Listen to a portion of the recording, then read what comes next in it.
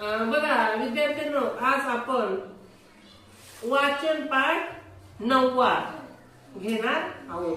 तर मग वाचायचा, मी वाचते, माझ्या माग तुम्ही म्हणायचं. ॲना भिलारला गेली, सोबत टॉम होता. भिलार म्हणजे पुस्तकांचे गाव. गावात होती पुस्तकेच पुस्तके. ॲनाने एक पुस्तक घेतले. पुस्तकात खूप गोष्टी होत्या.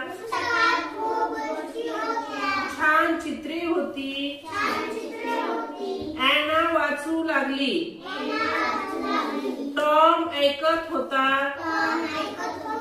वाचताना तिला मजा आली. दोघेही खुश झाले. त्यांना भिलार गाव आवडले. छान, आपल्याला पण आवडलंय की नाही. मग आता ह्या वाचन पाठ 9 वर काही प्रश्नाची उत्तरे दिलेत.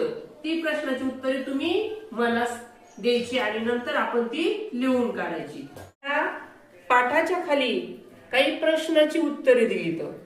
तर मग मी प्रश्न वाचते, त्या प्रश्नाचं उत्तर तुम्ही मला सांगायचं. ॲना कोणत्या गावाला गेली? ॲना भिलार गावाला गेली. पुस्तक कोणी वाचले? पुस्तक कोणी वाचले? ॲनाने वाचले. बघा, चित्राच्या जागी योग्य शब्द वापरून वाक्य पुन्हा लिहा. इथं खाली 2 चित्र दिलेत.